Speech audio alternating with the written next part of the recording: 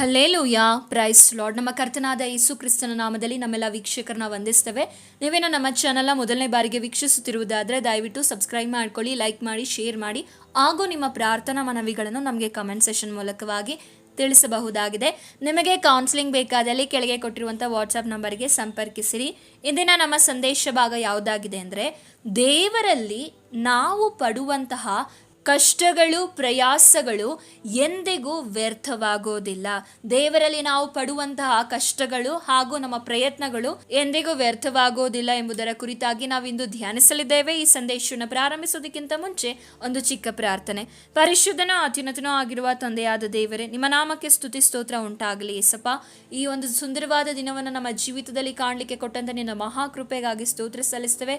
ಈ ಸಮಯದಲ್ಲಿ ವಾಕ್ಯವನ್ನು ಹೇಳುವಾಗ ಪರಿಶುದ್ಧಾತ್ಮನೆ, ಹೇಳುವುದು ನಾನಲ್ಲ, ನನ್ನ ಸ್ವಂತ ಬುದ್ಧಿ ಜ್ಞಾನದಿಂದಲ್ಲ, ಆತ್ಮನ ನುಡಿಗಳಾಗಿರಬೇಕಾಗಿ ಕೇಳ್ಕೊಳ್ತೇವೆ. ಕೇಳುವಂತಹ ಸಹೋದರ ಸಹೋದರಿಯರ ಹೃದಯಗಳನ್ನು ಮಾರ್ಪಡಿಸು, ಬಲಪಡಿಸು. ನಿನ್ನ ವಾಕ್ಯವು ಅವರ ಜೀವಿತದಲ್ಲಿ ಕಾರ್ಯ ಮಾಡಬೇಕಾಗಿ ಕೇಳ್ಕೊಳ್ತೇವೆ. ಅದೇ ರೀತಿಯಾಗಿ ದೇವರೇ, ನನ್ನ ಮರೆಮಾಚಿ ನೀವು ಪ್ರಕಟವಾಗಬೇಕಾಗಿ ಯೇಸುವಿನ ನಾಮದಲ್ಲಿ ಬೇಡ್ಕೊಳ್ತೇನೆ ತಂದೆ, ಆಮೇನ್. ಮೊದಲನೇದಾಗಿ ನಾವು ದೇವರಲ್ಲಿ ಯಾವುದಕ್ಕಾಗಿ ಪ್ರಯತ್ನ ಪಡಬೇಕು, ಯಾವುದಕ್ಕಾಗಿ ಕಷ್ಟಪಡಬೇಕೆಂದ್ರೆ, ಯೆಹೋಶುವನ ಪುಸ್ತಕ 1ನೇ ಅಧ್ಯಾಯ 8ನೇ ವಚನ ಹೇಳುವ ಪ್ರಕಾರ, ಈ ಧರ್ಮಶಾಸ್ತ್ರವು ಯಾವಾಗಲೂ ನಿನ್ನ ಬಾಯಲ್ಲಿರಲಿ, ಹಗಲಿರುಳು ಅದನ್ನು ಧ್ಯಾನಿಸುತ್ತಾ ಅದರಲ್ಲಿ ಬರೆದಿರುವುದನ್ನೆಲ್ಲ ಕೈಗೊಂಡು ನಡಿ, ಆಗ ನಿನ್ನ ಮಾರ್ಗದಲ್ಲೆಲ್ಲ ಸಫಲನಾಗುವಿ, ಕೃತಾರ್ಥನಾಗುವಿ. ಈ ವಾಕ್ಯ ನಮಗೆ ಹೇಳಲ್ಪಡ್ತಾ ಇದೆ, ದೇವರ ಧರ್ಮಶಾಸ್ತ್ರವು ಯಾವಾಗಲೂ ಎಲ್ಲಿರಬೇಕಂತೆ? ನಮ್ಮ ಬಾಯಲ್ಲಿರಬೇಕು, ನಮ್ಮ ಹೃದಯದಲ್ಲಿ. ಆತನ ಧರ್ಮಶಾಸ್ತ್ರವು, ಆತನ ವಾಕ್ಯಗಳು ನಮ್ಮ ಬಾಯಲ್ಲಿ, ನಮ್ಮ ಹೃದಯದಲ್ಲಿ, ಹಾಗೂ ಹಗಲಿರುಳು ಅದನ್ನು ಧ್ಯಾನಿಸುತ್ತಾ ಅದರಲ್ಲಿ ಬರೆದಿರುವುದನ್ನೆಲ್ಲ ನಾವು ಕೈಗೊಂಡು ನಡೆಯುವವರಾಗಬೇಕು. ಇಂದು ಎಷ್ಟು ಜನ ನೀವು ಇದಕ್ಕಾಗಿ ಪ್ರಯತ್ನ ಪಡ್ತಾ ಇದ್ದೀರಾ? ಎಷ್ಟು ಜನ ಇದಕ್ಕಾಗಿ ಕಷ್ಟ ಪಡ್ತಾ ಇದ್ದೀರಾ? ಹೇಗೆ ಕಷ್ಟ ಪಡೋದು ಅಂದ್ರೆ, ಕೆಲವು ಸಮಯದಲ್ಲಿ ಅನೇಕ ಇಕ್ಕಟ್ಟಾದ ಪರಿಸ್ಥಿತಿಗಳು ನಿಮ್ಮ ಜೀವಿತದಲ್ಲಿ ಬಂದಿರಬಹುದು. ನಿಮಗೆ ತುಂಬಾ ಕೆಲಸ ಇರುವಂತಹ ಸಮಯದಲ್ಲೂ ಸಹ ನೀವು ದೇವರ ವಾಕ್ಯಕ್ಕೆ ಹಾಗೂ ಪ್ರಾರ್ಥನೆಗೆ, ದೇವರಿಗೆ ವಿಧೇಯತ್ವವನ್ನು ತೋರಿಸುವುದಾದ್ರೆ, ದೇವರಿಗೆ ಒಂದು ಮುಖ್ಯತ್ವವನ್ನು ಕೊಡುವುದಾದ್ರೆ, ನೀವೇನು ಪಡ್ತಾ ಇದ್ದೀರಲ್ಲ ಕಷ್ಟ, ಅದು ಎಂದಿಗೂ ವ್ಯರ್ಥ ಆಗೋದಿಲ್ಲ. ಕೆಲವೊಮ್ಮೆ ನೀವು ಬೆಳಗಿಂದ ಸಂಜೆವರೆಗೂ ಕೆಲಸ ಮಾಡುವಂಥವ್ರು ಆಗಿರ್ಬೋದು, ಆದರೂ ಸಹ ಅದರ ಮಧ್ಯದಲ್ಲಿ ನೀವು ಪ್ರಾರ್ಥನೆಗಾಗಿ, ದೇವರ ವಾಕ್ಯಕ್ಕಾಗಿ, ಆತನ ವಚನವನ್ನು ಧ್ಯಾನಿಸುವುದಕ್ಕೆ ನೀವು ಸಮಯವನ್ನು ಕೊಡುತ್ತಿರುವುದಾದ್ರೆ, ಅದರಲ್ಲಿ ನೀವು ಪ್ರಯತ್ನ ಪಡುತ್ತಿರುವುದಾದ್ರೆ, ಕಷ್ಟ ಪಡುತ್ತಿರುವುದಾದ್ರೆ, ಖಂಡಿತವಾಗಿಯೂ ದೇವರು ನಿಮ್ಮ ಪ್ರಯಾಸವನ್ನ ಸಫಲಗೊಳಿಸುವಂತವರಾಗಿದ್ದಾರೆ. ಬೆಳಗಿಂದ ಸಂಜೆವರೆಗೂ ಕೆಲವೊಮ್ಮೆ ನೀವು ಕೆಲಸ ಮಾಡಿ, ಇನ್ನು ಕೆಲವರು ರಾತ್ರಿಯೆಲ್ಲ ಪ್ರಾರ್ಥನೆಯನ್ನ ಮಾಡುವವರು ಇದ್ದಾರೆ. ಅನೇಕ ಸಲ ಪ್ರಾರ್ಥನೆಗಳನ್ನ ಮಾಡ್ತಾರೆ, ವಾಕ್ಯವನ್ನ ಓದುತ್ತಾರೆ, ಹಾಗೆ ದೇವರ ವಾಕ್ಯವನ್ನ ಧ್ಯಾನಿಸ್ತಾರೆ. ಇದನ್ನ ಬೇರೆಯವರು ನೋಡುವಾಗ, ನೀನೇನು ಇಷ್ಟು ಕಷ್ಟ ಪಡ್ತೀಯಾ, ನೀನೇನು ಇಷ್ಟು ಪ್ರಾರ್ಥನೆ ಮಾಡ್ತೀಯಾ, ನೀನು ಎಷ್ಟೇ ಕಷ್ಟ ಆದ್ರೂ ಪರವಾಗಿಲ್ಲ, ಭಾನುವಾರ ತಪ್ಪದೆ ದೇವ ಆರಾಧನೆಗೆ ಹೋಗ್ತೀಯಾ ಅಂತ ಅನೇಕರು ನಿಮ್ಮನ್ನ ನೋಡಿ ಹೇಳಬಹುದು. ಆದ್ರೆ ಇವತ್ತು ನೀವೇನು ಪಡ್ತಾ ಇದ್ದೀರಲ್ಲ ಕಷ್ಟ, ಅಥವಾ ನೀವೇನು ಪಡ್ತಾ ಇದಿರಲ್ಲ ಪ್ರಯತ್ನ, ಅದಕ್ಕೆ ಖಂಡಿತವಾಗಿಯೂ ಪ್ರತಿಫಲವಿದೆ. ಅಷ್ಟು ಮಾತ್ರ ಅಲ್ಲ, ಅದನ್ನು ಹಗಲಿರುಳು ಧ್ಯಾನಿಸುತ್ತಾ ಅದರಲ್ಲಿ ಬರೆದಿರುವುದನ್ನೆಲ್ಲ ಕೈಗೊಂಡು ನಡೆಯುವುದಾದರೆ ನಿನ್ನ ಎಲ್ಲ ಮಾರ್ಗದಲ್ಲಿ, ಯಾಕೆ ನಿಮ್ಮ ಮಾರ್ಗದಲ್ಲಿ ನೀವು ಸಫಲತೆಯನ್ನು ಕಾಣೋದಕ್ಕೆ ಸಾಧ್ಯವಾಗ್ತಾ ಇಲ್ಲ ಅಂದರೆ, ನೀವು ದೇವರ ಮಾರ್ಗದಲ್ಲಿ ನಡೀತಾ ಇಲ್ಲ, ದೇವರಿಗಾಗಿ ಪ್ರಯಾಸ ಪಡ್ತಾ ಇಲ್ಲ, ದೇವರಿಗಾಗಿ ನೀವು ಕಷ್ಟವನ್ನು ಪಡ್ತಾ ಇಲ್ಲ, ನಿಮ್ಮ ಜೀವಿತದಲ್ಲಿ ದೇವರಿಗೆ ಸಮಯವನ್ನು ಕೊಡ್ತಾ ಇಲ್ಲ. ಬರೀ ಲೋಕದ ವಿಷಯಗಳಿಗಾಗಿ, ಲೋಕಕ್ಕಾಗಿಯೇ ಅನೇಕರು ಓಡ್ತಾ ಇದ್ದಾರೆ. ಇನ್ನು ಕೆಲವರಿಗೆ ಮೊಬೈಲ್ ನೋಡಲಿಕ್ಕೆ ಟೈಮ್ ಇರ್ತದೆ, ಹಾಗೆ ಚಾಟ್ ಮಾಡಲಿಕ್ಕೆ ಟೈಮ್ ಇರ್ತದೆ, ಬೇರೆ ಕೆಲಸಗಳನ್ನು ಮಾಡಲಿಕ್ಕೆ ಸಮಯವಿರ್ತದೆ. ಆದರೆ ಅವರಿಗೆ ದೇವರ ವಾಕ್ಯವನ್ನ, ಪ್ರಾರ್ಥನೆಯನ್ನ ಮಾಡಲಿಕ್ಕೆ ಸಮಯ ಇರೋದಿಲ್ಲ. ಪ್ರೀತಿಯ ಸಹೋದರ ಸಹೋದರಿ, ಯಾಕೆ ನೀವಿನ್ನೂ ಇರೋ ಪರಿಸ್ಥಿತಿಯಲ್ಲೇ ಇದ್ದೀರಾ? ಯಾಕೆ ಸಫಲತೆ ಕಾಣ್ತಾ ಇಲ್ಲ? ಯಾವ ಕೆಲಸಕ್ಕೆ ಕೈ ಹಾಕಿದ್ರು ಯಾಕೆ ನಷ್ಟವಾಗ್ತಾ ಇದೆ ಅಂದರೆ, ನೀವು ಸರಿಯಾದ ದಾರಿಯಲ್ಲಿ, ಸರಿಯಾದ ಮಾರ್ಗದಲ್ಲಿ ನಡೀತಾ ಇಲ್ಲ. ಯೆಹೋಶುವನಿಗೆ ದೇವರು ಹೇಳ್ತಾ ಇದ್ದಾರೆ, ನೀನು ನನ್ನ ಮಾರ್ಗದಲ್ಲಿ ನಡೆ, ನನ್ನ ಆಜ್ಞೆಗಳನ್ನ ಕೈಗೊಂಡು ನಡೆಯುವುದಾದ್ರೆ ನಿನ್ನ ಮಾರ್ಗದಲ್ಲಿ ಎಲ್ಲಾ ಕಾರ್ಯಗಳಲ್ಲೂ ನೀನು ಸಫಲತೆಯನ್ನ ಕಾಣ್ತೀಯ ಎಂದು ದೇವರು ಹೇಳುವುದನ್ನು ಕಾಣಲ್ಪಡ್ತೇವೆ. ಮೊದಲನೇದಾಗಿ ನಾವು ಪ್ರಾರ್ಥನೆ ಮಾಡಬೇಕು. ಅನೇಕ ಸ್ತ್ರೀಯರು ಬೆಳಗಿಂದ ಸಂಜೆವರೆಗೂ ಮನೆಗೋಸ್ಕರ ತುಂಬ ಕಷ್ಟಪಟ್ಟು ದುಡಿತಾರೆ. ಆದರೆ ಮನೆಗೋಸ್ಕರ, ಕುಟುಂಬಕ್ಕೋಸ್ಕರ ಪ್ರಾರ್ಥನೆ ಎಂಬ ಪೌಳಿ ಗೋಡೆನ ನಿಮ್ಮ ಕುಟುಂಬಕ್ಕೋಸ್ಕರ ನೀವು ಕಟ್ಟುತ್ತಾ ಇದ್ದೀರಾ? ದೇವರ ವಾಕ್ಯವು ಯಾವ ಕುಟುಂಬದಲ್ಲಿರ್ತದೋ ಆ ಕುಟುಂಬದಲ್ಲಿ ಶಾಂತಿ, ಸಮಾಧಾನ, ನೆಮ್ಮದಿ ಇರ್ತದೆ. ಯಾರು ದೇವರ ವಾಕ್ಯವನ್ನು ಓದದೆ, ದೇವರಿಗೆ ಒಳಪಡದೆ ಜೀವಿಸ್ತಾರೋ ಅಂಥವರ ಕುಟುಂಬದಲ್ಲಿ ಏನಿರ್ತದೆ?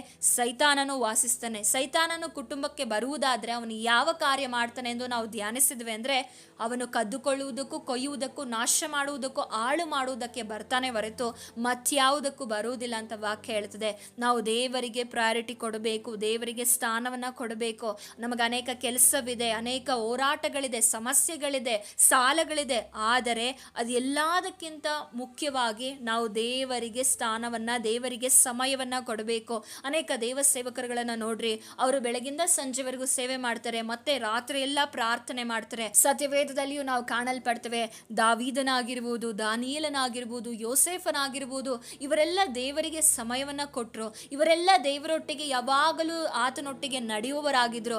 ಅವರು ಈ ಲೋಕದ ಪದವಿಗಳಲ್ಲಿ, ಉನ್ನತ ಸ್ಥಾನಗಳಲ್ಲಿ ಇದ್ದಾಗಿಯೂ ಸಹ, ತುಂಬಾ ಬ್ಯುಸಿ ಇದ್ದಂಥ ಸಮಯಗಳಲ್ಲೂ ಸಹ ಅವರು ಎಲ್ಲದಕ್ಕಿಂತ ದೇವರಿಗೆ ಹೆಚ್ಚು ಮಹತ್ವವನ್ನು ಕೊಡುವವರಾಗಿದ್ರು. ಯೇಸು ಸ್ವಾಮಿಯು ಸಹ ತನ್ನ ಸೇವೆಯ ಅವಧಿಯಲ್ಲಿ ಆತನು ಒಂದು ಹಳ್ಳಿಗೆ ಬರ್ತಾ ಇದ್ದಾನೆ ಅಂದರೆ ಜನರು ಗುಂಪು ಗುಂಪಾಗಿ ಹುಡುಕಿಕೊಂಡು ಬರ್ತಾ ಇದ್ರು. ಆದರೆ ಆತನು ಪ್ರಾರ್ಥನೆಗಾಗಿ ಸಮಯವನ್ನು ಕೊಡುವುದನ್ನು ನಾವು ಸತ್ಯವೇದದಲ್ಲಿ ಓದ್ತೇವೆ. ನಾವು ಕೂಡ ಇವತ್ತು ಅದೇ ರೀತಿಯಾಗಿ ನಾವು ಪ್ರಾರ್ಥನೆಗೆ ಸಮಯವನ್ನು ಕೊಡುವವರಾಗಬೇಕು. 1 ಕೊರಿಂಥದವರಿಗೆ ಬರೆದ ಪತ್ರಿಕೆ 15ನೇ ಅಧ್ಯಾಯ 58ನೇ ವಚನವನ್ನು ಓದಿಕೊಳ್ಳೋಣ. ಆದುದರಿಂದ ನನ್ನ ಪ್ರಿಯ ಸಹೋದರರೇ, ಸ್ಥಿರಚಿತ್ತರಾಗಿಯೂ ನಿಶ್ಚಲರಾಗಿಯೂ ಇರ್ರಿ. ನೀವು ಕರ್ತನ ಸೇವೆಯಲ್ಲಿ ಪಡುವ ಪ್ರಯಾಸವು ನಿಷ್ಫಲವಾಗುವುದಿಲ್ಲವೆಂದು ತಿಳಿದು ಕರ್ತನ ಕೆಲಸವನ್ನು ಯಾವಾಗಲೂ ಅತ್ಯಾಸಕ್ತಿಯಿಂದ ಮಾಡುವವರಾಗಿರ್ರಿ. ನಾವು ಯಾವ ಕೆಲಸ ಮಾಡಬೇಕು? ಕರ್ತನ ಕೆಲಸವನ್ನ ಅತ್ಯಾಸಕ್ತಿಯಿಂದ ಮಾಡುವವರಾಗಬೇಕು. ಹಾಗಾದ್ರೆ ದೇವರ ಕೆಲಸ ಅಂದ್ರೆ ಬರೀ ದೇವರ ಸೇವೆ ಮಾಡುವಂಥದ್ದೇ, ಹಾಗೂ ಕರಪತ್ರವನ್ನ ಹಂಚುವಂಥದ್ದು, ದೇವರ ವಾಕ್ಯವನ್ನ ಹೇಳುವಂಥದ್ದು, ಆರಾಧಿಸುವಂಥದ್ದು, ಇದು ಮಾತ್ರನ ದೇವರ ಸೇವೆ ಅಂತ ನೀವು ಅಂದುಕೊಂಡ್ರೆ ಇದು ಮಾತ್ರ ದೇವರ ಸೇವೆ ಅಲ್ಲ. ನಾವು ಏನೇ ಕೆಲಸ ಮಾಡಿದ್ರು, ದೇವರ ವಾಕ್ಯ ಹೇಳ್ತದೆ, ನಾವು ಆ ವಚನವನ್ನು ಓದಿಕೊಳ್ಳೋಣ. ಕೊಲೋಸ್ಯದವರಿಗೆ ಬರೆದ ಪತ್ರಿಕೆ 3ನೇ ಅಧ್ಯಾಯ 22ನೇ ವಚನ ಓದಿಕೊಳ್ಳೋಣ. ಈ ಲೋಕದಲ್ಲಿನ ನಿಮ್ಮ ಯಜಮಾನರಿಗೆ ಎಲ್ಲಾ ವಿಷಯಗಳಲ್ಲಿ ವಿಧೇಯರಾಗಿರ್ರಿ. ಮನುಷ್ಯರನ್ನು ಮೆಚ್ಚಿಸುವವರು ಮಾಡುವ ಪ್ರಕಾರ ನಿಮ್ಮ ಯಜಮಾನರು ನೋಡುತ್ತಿರುವಾಗ ಮಾತ್ರ ಸೇವೆ ಮಾಡದೆ ಕರ್ತನಿಗೆ ಭಯಪಡುವವರಾಗಿ ಸರಳ ಮನಸ್ಸಿನಿಂದ ಕೆಲಸ ಮಾಡಿರಿ. ನೀವು ಯಾವ ಕೆಲಸವನ್ನು ಮಾಡಿದರೂ ಅದನ್ನು ಮನುಷ್ಯರಿಗೋಸ್ಕರವೆಂದು ಮಾಡದೆ ಕರ್ತನಿಗೋಸ್ಕರವೆಂದೇ ಎಂದು ಮನಪೂರ್ವಕವಾಗಿ ಮಾಡಿರಿ. ಕರ್ತನಿಂದ ಪರಲೋಕ ಬಾಧ್ಯತೆ ಎಂಬ ಪ್ರತಿಫಲವನ್ನು ಹೊಂದುವೆಂದು ತಿಳಿದಿದ್ದೀರಲ್ಲ. ನೀವು ಕರ್ತನಾದ ಕ್ರಿಸ್ತನಿಗೆ ದಾಸರಾಗಿದ್ದೀರಿ. ಇಲ್ಲಿ ನಮಗೆ ವಚನ ಸ್ಪಷ್ಟವಾಗಿ ತಿಳಿಯಪಡಿಸ್ತಾ ಇದೆ. ಕರ್ತನ ಸೇವೆ ಅಂದ್ರೆ ಯಾವುದು? ನಾವು ಮಾಡೋ ಪ್ರತಿಯೊಂದು ಕೆಲಸವೂ ಕೂಡ, ನೀವೊಂದು ಆಫೀಸ್ನಲ್ಲಿ ಕೆಲಸ ಮಾಡ್ತಾ ಇರ್ಬೋದು, ನೀವೊಂದು ಕಾಲೇಜ್ನಲ್ಲಿ ಓದ್ತಾ ಇರ್ಬೋದು, ನೀವೊಂದು ಚಿಕ್ಕ ಕೆಲಸ, ದೊಡ್ಡ ಕೆಲಸ, ಯಾವುದೇ ಕೆಲಸವಾಗಿರಲಿ, ಆ ಎಲ್ಲ ಕೆಲಸವು ನೀವು ಯಾರಿಗೋಸ್ಕರ ಮಾಡಬೇಕು? ದೇವರಿಗೋಸ್ಕರ ಮಾಡಬೇಕು. ಅದು ಕಷ್ಟಪಟ್ಟು ನೀವು ಕೆಲಸ ಮಾಡುವವರಾಗಬೇಕು. ನೀವು ಅದರಲ್ಲಿ ಕಷ್ಟಪಟ್ಟು ಕೆಲಸ ಮಾಡುವಾಗ ಖಂಡಿತವಾಗಿಯೂ ನೀವು ಅದರಲ್ಲಿ ಪ್ರತಿಫಲವನ್ನು ಕಾಣಲಿಕ್ಕೆ ಸಾಧ್ಯವಾಗ್ತದೆ. ಬರೀ ಒಂದು ಯಜಮಾನರು ನೋಡುವಾಗ ಮಾತ್ರ ಮಾಡದೆ ಕರ್ತನಿಗೆ ಭಯಪಡುವವರಾಗಿ ನಾವು ಕೆಲಸ ಕಾರ್ಯಗಳನ್ನು ಮಾಡಬೇಕು. ಅನೇಕರು ಇಂದು ಪ್ರಾರ್ಥನೆಗಳನ್ನು, ದೇವರ ವಾಕ್ಯವನ್ನು, ಹಾಗೆ ತಮ್ಮ ಭಕ್ತಿಯ ಜೀವಿತವನ್ನು ತೋರ್ಪಡಿಕೆಗಾಗಿ ಮಾಡ್ತಾರೆ. ಆದರೆ ಅವರ ಒಳಗಿನ ಜೀವಿತ ಭಯಂಕರವಾದ ಕಪಟತನದಲ್ಲಿ ತುಂಬಿರ್ತದೆ, ಮೋಸಕರದಲ್ಲಿ ತುಂಬಿರ್ತದೆ. ಇವತ್ತು ನಾವು ಒಳಗೂ ಹೊರಗೂ ಒಂದೇ ರೀತಿಯಾಗಿರಬೇಕು. ಯಾಕೆಂದರೆ ಮನುಷ್ಯರು ನೋಡುವಾಗ ಮಾತ್ರ ನಾವು ಭಕ್ತಿವಂತರಾಗಿದ್ದು ದೇವರ ಮುಂದೆ ಕಪಟಿಗಳಾಗಿದ್ದರೆ ಏನೋ ಪ್ರಯೋಜನ ಇಲ್ಲ. ನೀವು ಮಾಡುವಂಥ ಕೆಲಸಗಳಲ್ಲಿ, ನಿಮ್ಮ ಕಾಲೇಜ್ಗಳಲ್ಲಿ, ನಿಮ್ಮ ಊರುಗಳಲ್ಲಿ, ನಿಮ್ಮ ಕುಟುಂಬಗಳಲ್ಲಿ ನೀವು ಕ್ರಿಸ್ತನಿಗೆ ಸಾಕ್ಷಿಯಾಗಿ ಜೀವಿಸಬೇಕು. ಕ್ರಿಸ್ತನು ನಿಮ್ಮಲ್ಲಿ ಇದ್ದಾನೆಂದು ಅನೇಕರು ನಿಮ್ಮನ್ನು ನೋಡಿ ಹೇಳುವವರಾಗಬೇಕು. ಯೋಸೇಫನ ಕುರಿತಾಗಿ ಪೋಟಿಫರನು ಅವನಿಗೆ ತಿಳಿದು ಬಂದ ವಿಷಯ ಏನಂದ್ರೆ, ಯೆಹೋವನು ಇವನ ಸಂಗಡ ಇದ್ದ ಕಾರಣವೇ ನನ್ನ ಕುಟುಂಬದಲ್ಲಿ ಆಶೀರ್ವಾದ ಉಂಟಾಗ್ತಾ ಇದೆ ಎಂದು ತಿಳಿದುಕೊಂಡಿದ್ದನು. ಹಾಗೆ ನಮ್ಮ ಜೀವಿತದಲ್ಲೂ ಅಷ್ಟೇ, ನಾವು ಕ್ರಿಸ್ತನನ್ನ ಪ್ರಚುರಪಡಿಸುವವರಾಗಬೇಕು. ನಮ್ಮ ಕೆಲಸದ ಸ್ಥಳಗಳಲ್ಲಿ, ನಮ್ಮ ಕುಟುಂಬಗಳಲ್ಲಿ, ನಮ್ಮ ಊರಿನಲ್ಲಿ ಇನ್ನೊಬ್ಬರಿಗೆ ಪ್ರೀತಿ ತೋರಿಸುವುದರ ಮೂಲಕವಾಗಿ, ಕ್ಷಮಿಸುವುದರ ಮೂಲಕವಾಗಿ ನಮ್ಮ ಗುಣಗಳಲ್ಲಿ ಕ್ರಿಸ್ತನನ್ನ ಪ್ರಚುರಪಡಿಸುವವರಾಗಬೇಕು. ಕೆಲವೊಮ್ಮೆ ಅದು ನಮಗೆ ಕಷ್ಟಕರವಾಗ್ತದೆ, ಕೆಲವೊಮ್ಮೆ ಅದು ನಮಗೆ ಬಾಧೆ ಆಗ್ತದೆ, ಕೆಲವೊಮ್ಮೆ ನಮಗೆ ಅವಮಾನಗಳು ಉಂಟಾಗ್ತದೆ. ಆದರೆ ಎಲ್ಲವನ್ನ ಸಹಿಸಿಕೊಂಡು ನಮ್ಮಲ್ಲಿ ಕ್ರಿಸ್ತನನ್ನ ನಾವು ಪ್ರಚುರಪಡಿಸಬೇಕು. ಪ್ರೀತಿಯ ಸಹೋದರ ಸಹೋದರಿಯರೇ, ಇಂದು ನಿಮ್ಮಲ್ಲಿ ಯಾರಿದ್ದಾರೆ? ಕ್ರಿಸ್ತನನ್ನ ನೀವು ಪ್ರಚುರಪಡಿಸ್ತಾ ಇದ್ದೀರೋ, ಅಥವಾ ನೀವು ಮೋಸಕರವಾದಂಥ ವಂಚನೆಯ ಜೀವಿತಗಳಲ್ಲಿ ಜೀವಿಸ್ತಾ ಇದ್ದೀರೋ? ನಿಮ್ಮನ್ನ ನೀವು ಪರೀಕ್ಷೆ ಮಾಡಿಕೊಳ್ಳಿ. ಆದರೆ ನೀವು ಕರ್ತನ ಸೇವೆಯಲ್ಲಿ ಪಡುವ ಪ್ರಯಾಸವು ಎಂದಿಗೂ ನಿಷ್ಫಲವಾಗುವುದಿಲ್ಲ ಎಂದು ತಿಳಿದು ನಾವು ಯಾವಾಗಲೂ ಅತ್ಯಾಸಕ್ತಿಯಿಂದ ನಾವು ಕೆಲಸ ಮಾಡಬೇಕು. ನೀವು ಬರೀ ಈ ಲೋಕದ ಕೆಲಸ ಮಾಡುವುದು ಮಾತ್ರ ಅಲ್ಲ, ದೇವರು ನಮ್ಮೆಲ್ಲರಿಗೂ ಏನು ಕೊಟ್ಟಿದ್ದಾರೆ ಅಂದರೆ ದೇವರ ಸುವಾರ್ತೆನ ತಿಳಿಸುವುದರ ಜವಾಬ್ದಾರಿ ನನ್ನದು ನಿಮ್ಮದಾಗಿದೆ. ಇದು ಪ್ರತಿಯೊಬ್ಬ ವಿಶ್ವಾಸಿಯ ಜವಾಬ್ದಾರಿಯಾಗಿದೆ. ದೇವರು ನಮಗೆ ಕೊನೆಯದಾಗಿ ಆತನು ಸ್ವರ್ಗಾರೋಹಣವಾಗುವುದಕ್ಕಿಂತ ಮುಂಚೆ ನಮಗೆ ಆಜ್ಞೆ ಕೊಟ್ಟದ್ದೇನೆಂದರೆ, ನೀವು ಲೋಕದ ಕಟ್ಟ ಕಡೆಯವರೆಗೂ ಹೋಗಿ ಏನು ಮಾಡಬೇಕು? ಸುವಾರ್ತೆನ ಸಾರಬೇಕು, ಆತನ ಶಿಷ್ಯರನ್ನಾಗಿ ಮಾಡಬೇಕು, ತಂದೆ ಮಗ ಪರಿಶುದ್ಧಾತ್ಮನ ಹೆಸರಿನಲ್ಲಿ ದೀಕ್ಷಾ ಸ್ನಾನವನ್ನು ಕೊಡಿಸಬೇಕೆಂದು ಆತನು ನಮಗೆ ಆಜ್ಞೆನ ಕೊಟ್ಟಿದ್ದಾನೆ. ಇವತ್ತು ನಾವೆಷ್ಟು ಜನ ನಮ್ಮ ಕುಟುಂಬ, ನಮ್ಮ ಜೀವಿತ, ನಮ್ಮ ಕೆಲಸ, ನಮ್ಮ ಅವಶ್ಯಕತೆ ಅಂತ ನಾವಿದ್ದೇವೋ ಅಥವಾ ಇನ್ನೊಬ್ಬರಿಗೆ ನಾವು ಸುವಾರ್ತೆನ ಹೇಳ್ತಾ ಇದ್ದೇವೋ? ನೀವು ಇರುವಂತಹ ಸ್ಥಳಗಳಲ್ಲಿ ಸಹೋದರಿ, ನಾನು ನಿಮಗೋಸ್ಕರ ಪ್ರಾರ್ಥನೆ ಮಾಡ್ತೇನೆ, ನಾನು ನಿಮಗೋಸ್ಕರ ದೇವರಲ್ಲಿ ಕೇಳಿಕೊಳ್ತೇನೆ ಎಂದು ದೇವರ ವಾಕ್ಯಗಳನ್ನು ಹೇಳಿ ನಿಮ್ಮ ಸುತ್ತಮುತ್ತಲಿರುವವರನ್ನು ನೀವು ಎನ್ಕರೇಜ್ ಮಾಡ್ತಾ ಇದ್ದೀರಾ, ದೇವರ ಕಡೆಗೆ ನೀವು ನಡೆಸ್ತಾ ಇದ್ದೀರಾ. ಎಷ್ಟೋ ಸಹೋದರ ಸಹೋದರಿಯರು ಇಂದು ಕೆಲಸಗಳನ್ನು ಮಾಡಿಕೊಂಡು ದೇವರ ಸೇವೆಯನ್ನು ಮಾಡುವವರಿದ್ದಾರೆ. ಹಾಗೆ ನಾವು ಸಹ ಪ್ರತಿಯೊಂದು ಕಾರ್ಯದಲ್ಲೂ ದೇವರ ಸೇವೆಗಾಗಿ, ದೇವರಿಗಾಗಿ ನಾವು ಪ್ರಯಾಸ ಪಡುವವರಾಗಬೇಕು. ಆ ಪ್ರಯಾಸವು ನಮ್ಮ ಜೀವಿತದಲ್ಲಿ ಆಶೀರ್ವಾದವನ್ನು ಉಂಟು ಮಾಡುವಂತದ್ದಾಗಿದೆ. ಸತ್ಯವೇದದಲ್ಲಿ ನಾವು ಕಾಣ್ತೇವೆ, ನಾಮಾನನೆಂಬ ಸೇನಾಧಿಪತಿಗೆ ಅವನಿಗೆ ಕುಷ್ಠರೋಗ ಹತ್ತಿರುತ್ತದೆ. ಈ ಕುಷ್ಠರೋಗ ಹತ್ತಿರುವಂಥದ್ದು ಅವರ ಮನೆಯಲ್ಲಿ ಅವನ ಹೆಂಡತಿಗೆ ಒಬ್ಬ ಚಿಕ್ಕ ಹುಡುಗಿ ದಾಸಿ ಆಗಿರ್ತಾಳೆ. ಈ ದಾಸಿ ಯಾರೆಂದ್ರೆ, ಅರಾಮ್ಯರು ಒಂದು ಸಾರಿ ಸುಲಿಗೆ ಮಾಡುವುದಕ್ಕೋಸ್ಕರ ಇಸ್ರಾಯೇಲ್ ಪ್ರಾಂತ್ಯಕ್ಕೆ ಹೋಗಿ ಬರುವಾಗ ಅಲ್ಲಿನ ಒಬ್ಬ ಹುಡುಗಿಯನ್ನ ಹಿಡಿದುಕೊಂಡು ಬಂದು ಅವರನ್ನ ಯಾರಿಗೆ ಒಪ್ಪಿಸಿರ್ತಾರೆ ಅಂದ್ರೆ ನಾಮಾನನ ಹೆಂಡತಿಗೆ ದಾಸಿಯನ್ನಾಗಿ ಒಪ್ಪಿಸಿರುವುದನ್ನು ನಾವು ಕಾಣಲ್ಪಡ್ತೇವೆ. ಅದು 2 ಅರಸುಗಳ ಪುಸ್ತಕ 5ನೇ ಅಧ್ಯಾಯದಲ್ಲಿ ನಾವು ಕಾಣಲ್ಪಡ್ತೇವೆ. ಆಕೆಯು ಒಂದು ದಿವಸ ತನ್ನ ಯಜಮಾನನಿಗೆ ಒಂದು ವಿಷಯವನ್ನ ತಿಳಿಯಪಡಿಸ್ತಾಳೆ. ಏನಂದ್ರೆ, ನಮ್ಮ ದಣಿಯು ಸಮರ್ಯದಲ್ಲಿರುವ ಪ್ರವಾದಿಯ ಹತ್ತಿರ ಇರುತ್ತಿದ್ದರೆ ಎಷ್ಟೋ ಒಳ್ಳೆಯದಾಗುತ್ತಿತ್ತು, ಅವನು ಇವನನ್ನು ಕುಷ್ಠರೋಗದಿಂದ ವಾಸಿ ಮಾಡುತ್ತಿದ್ದನು ಎಂದು ಹೇಳಿದನು. ನಾಮಾನನು ಅರಸನ ಸನ್ನಿಧಿಗೆ ಹೋಗಿ ಇಸ್ರೇಲ್ ದೇಶದ ಹುಡುಗಿಯು ಹೇಳಿದ್ದನ್ನು ತಿಳಿಸಲು ಅರಸನು ಅವನಿಗೆ ಪರ್ಮಿಷನ್ ಕೊಡುವುದನ್ನು ನಾವು ಕಾಣಲ್ಪಡ್ತೇವೆ. ಸೊ ನೀವು ಆ ವಾಕ್ಯವನ್ನು ಓದಬಹುದಾಗಿದೆ. ಮುಂದೆ ಇಲ್ಲಿ ಚಿಕ್ಕ ಹುಡುಗಿ ತನ್ನ ದಣಿಯು ಕಷ್ಟದಲ್ಲಿ ಇರುವುದನ್ನ, ಆತನಿಗೆ ಕುಷ್ಠರೋಗ ಹತ್ತಿದೆ, ಆ ಕುಷ್ಠರೋಗ ಹತ್ತಿರುವುದನ್ನ ನೋಡಿ ಈ ಚಿಕ್ಕ ಹುಡುಗಿಯು ಸುಮ್ಮನೆ ಇರಲಿಲ್ಲ. ಆ ದಣಿಗೆ ಹತ್ತಿದಂತ ಕುಷ್ಠರೋಗವು ವಾಸಿ ಆಗ್ತದೆ. ಯಾರಿಂದ ಅಂದ್ರೆ, ಸಮರ್ಯದಲ್ಲಿ ಒಬ್ಬ ಪ್ರವಾದಿ ಇದ್ದಾನೆ, ಅವನು ಎಲೀಷನಾಗಿದ್ದಾನೆ, ಆ ಎಲೀಷನ ಬಳಿಗೆ ಹೋಗುವುದಾದ್ರೆ ಇವನ ಕುಷ್ಠ ವಾಸಿ ಆಗ್ತದೆ ಎಂದು ಆ ಚಿಕ್ಕ ಹುಡುಗಿ, ದಾಸಿ ಆಗಿದ್ದಂತ ಹುಡುಗಿ ನಾಮಾನನಿಗೆ ತಿಳಿಯಪಡಿಸ್ತಾಳೆ. ನೋಡಿ, ಆಕೆಯ ಸ್ಥಾನ ಏನಿದೆ ಅಂದ್ರೆ ದಾಸಿ ಆಗಿದ್ದಾಳೆ. ದಾಸಿಯರಿಗೆ ಮಾತನಾಡುವ ಅವಕಾಶಗಳಿರಲಿಲ್ಲ, ದಾಸಿಯರ ಆಲೋಚನೆಗಳನ್ನ ಯಾರು ಕೇಳ್ತಾ ಇರಲಿಲ್ಲ. ಆದಾಗ್ಯೂ ಸಹ, ಇದೆಲ್ಲ ಗೊತ್ತಿದ್ರೂ ಸಹ ಆ ಹುಡುಗಿ ಧೈರ್ಯ ಮಾಡಿ ಏನ್ ಮಾಡ್ತಾ ಇದ್ದಾಳೆ ಅಂದ್ರೆ, ತನ್ನ ದೇವರ ಕುರಿತಾಗಿ ನಾಮಾನನ ಬಳಿ ತಿಳಿಸಲ್ಪಡುವುದನ್ನ ಕಾಣ್ತೇವೆ. ಇವತ್ತು ನಾವು ಅನೇಕರು ನೆನೆಸಿಕೊಳ್ತೇವೆ, ನನಗೆ ಒಳ್ಳೆಯ ಪೊಸಿಷನ್ ಇದ್ರೆ, ನಾನು IAS ಆಫೀಸರ್ ಆಗಿದ್ರೆ, ನಾನು ಒಂದೇ ಒಳ್ಳೆಯ ಜಡ್ಜ್ ಆಗಿದ್ರೆ, ಲಾಯರ್ ಆಗಿದ್ರೆ, ಡಾಕ್ಟರ್ ಆಗಿದ್ರೆ, ಇಂಜಿನಿಯರ್ ಆಗಿದ್ರೆ ನಾನು ಚೆನ್ನಾಗಿ ದೇವರ ಸೇವೆನ ಮಾಡ್ಬೋದಿತ್ತು. ಯಾಕೆಂದ್ರೆ ನಾನು ಚೆನ್ನಾಗಿ ಒಳ್ಳೆಯ ಪೊಸಿಷನ್ ಅಲ್ಲಿ ಇರ್ತಿದ್ದೆ.